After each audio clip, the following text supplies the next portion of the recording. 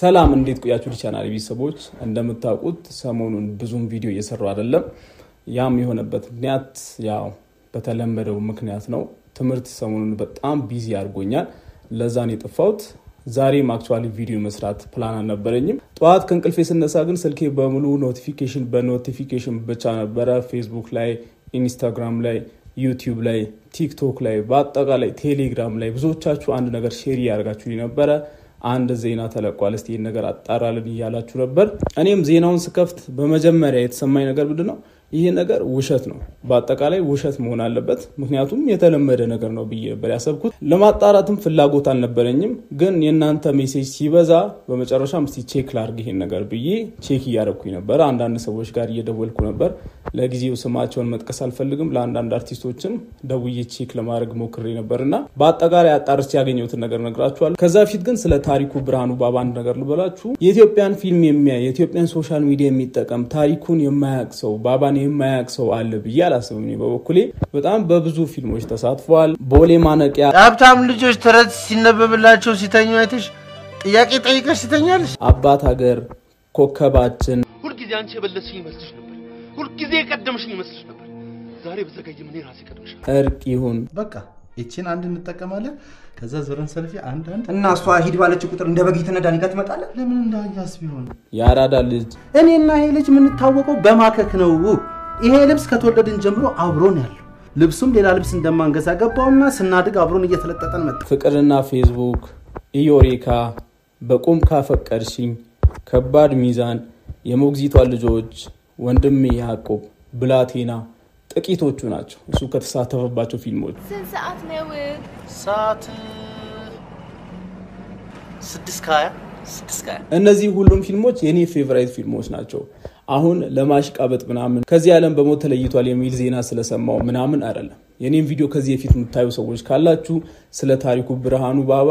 ብዙ ጊዜ ተናግሬያለሁ በጣም የሚገርም ተዋናይ እንደሆነ በጣም የሚገርም አርቲስት እንደሆነ እና እነዚህ ፊልሞች ላይ ሰው ሲሰራ ተዋናይ ሆኖ ሳይሆን ያንን ገጸ ባህሪ ሆኖ ነው የሚተውነው አሁን ፍቅርና ፌስቡክን ያየሰው ያራዳ ልጅ 2-4ን ያየሰው ታሪኩ ብርሃኑ ባባ ምን ያክል ከባድ አክተር እንደሆነ መናገር አይከብድም በነገራችን ላይ ከነዚህ ምርጥ የፊልም ስራዎቹ በተጨማሪ አንድ በጣም ወድለት ባህሪ አለ ታሪኩ ብርሃኑ ባባ እንዳንዳንድ አርቲስቶች ሶሻል ሚዲያ ላይ ልታይ የሚል ሰው አይደለም የተለያዩ ኢንተርቪውዎች ላይ ሲቀርብ አይታችሁ አታውቁም ስለራሱ ስለ ግል ህይወቱ ሶሻል ሚዲያ ላይ ወጥቶ ሲናገር አይታችሁ አታውቁም በጣም ቁጥብ የሆነ ሰው ነው የራሱ ኑሮ የሚኖር ሰው ነው በዚህ ምክንያት በጣም ብዙ ነገር ደርሶበታል ታሪኩ ብርሃኑ ባባ በመኪና አደጋ በዚህ ምክንያት በዛ ምክንያት ከዚህ ዓለም በሞት ተለይቷል የሚል ዜና ዩቲዩብ ላይ ሲለቀቅ የመጀመሪያ አይደለም በጣም ብዙ ጊዜ ተለቋል እና ይሄም ዜና ከእንደዛ አይነት ዜናዎች አንዱ ነው ብዬ ነበር ያሰብኩት የደወልኩላችሁ ሰዎች አዎ የተፈጠረው ነገር እውነት ነው ያሉኝ ሰዎች አሉ ስቲል እርግጠኛ መሆን አልፈለኩም ምክንያቱም ልብ ይሄን ነገር ሊቀበሉ አይችልም ባባ እንግዲህ ታሟል የሚል ዜናም አልሰማንም ችግር ውስጥ ነው የሚንም ዜና አልሰማንም ምንም ነገር ባልሰማንበት ታሪኩ ብርሃኑ ባባ ከዚህ ዓለም በሞት ተለይቷል የሚል ዜና ሲነገር ደውዬ አዎ ቢሉኝም ስቲል ለማመን ከብዶኝ ነበር ምክንያቱም እነዚህም ሰዎች ሶሻል ሚዲያ ላይ የተለቀቀ ዜና አይቶ ሊሆን ይችላል በሚል ማለት ነው እርግጠኛ መሆን አልፈለኩም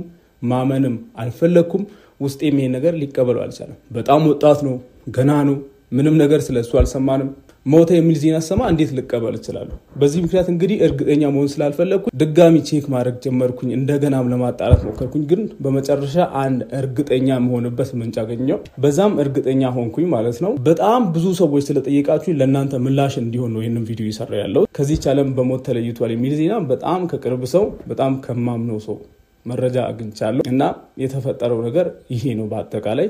እኔ ጥያቄ ሆኖብኛል ኢትዮጵያ ውስጥ ወጣት አርቲስቶች ታዋቂ አርቲስቶች ለዛውም አንድ ሰው አይደለም በተደጋጋሚ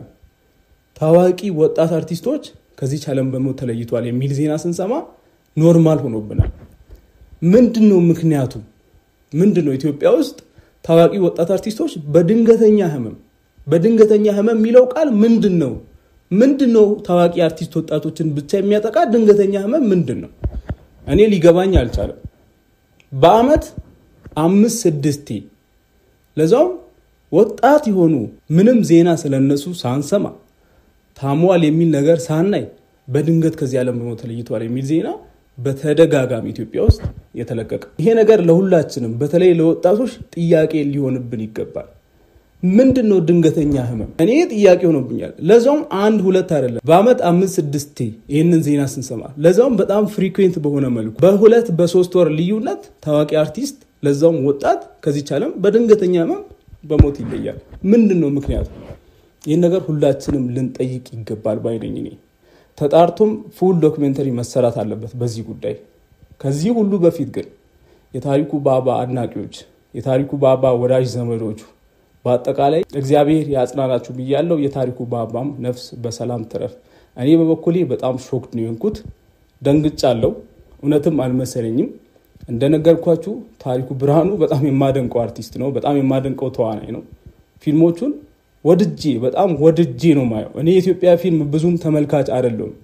ግን አሁን እነዚህን የጠቀስኩላችሁን ፊልሞች በፍቅር ነበር ያየሁት እና እኔ በበኩሌ በጣም አዝኛለሁ፣ በጣም አሳዝኖኛል የሱ ድንገተኛ ህልፈተ ህይወት። አላቅም ብቻ ኢትዮጵያ ውስጥ ወጣት አርቲስቶች ላይ ድንገተኛ ህመም እየተባለ ምን አይነት ነገር እየተሰራ እንደሆነ እኔ ሊገባኝ አልቻለም። እውነትም ድንገተኛ ህመም ከሆነ ይሄ ድንገተኛ ህመም ምንድነው? በትክክል ተጣርቶ ለሁላችንም ግልጽ ሊደረግ ይገባል። ተደብቆ ተሸፋፍኖ ማለፍ የለበትም። እንደሌሎቹ ማወቅ አለብን ብዬ ነው ማስበው። ይህን ያክል ፍሪኩዌንት በሆነ መልኩ ይህን ያክል በተደጋጋሚ በጣም ወጣት በምንላቸው አርቲስቶች ላይ ይህን ያክል በተደጋጋሚ እደግመዋለሁ በተደጋጋሚ ድንገተኛ ህመም እየተባለ ታዋቂ ወጣት አርቲስቶች የሚሞቱበት ምክንያት እኔ ሊገባኝ አልቻለም። ታሪኩ ብርሃኑ በጣም ብዙ የምንጠብቅበት ከሱ በጣም የሚገራርሙ ስራዎችን እየጠበቀን በአጭሩ ብዙም ሳይኖር በዚህ ወጣት እድሜው ከዚህ ቻለም በሞት ተለይቷል። ስለዚህ ይሄ ነገር ይጣራልን። እናንተም ስለዚህ ነገር ያላችሁን ሐሳብ ኮሜንት ላይ ጻፉልኝ። አመሰግናለሁ።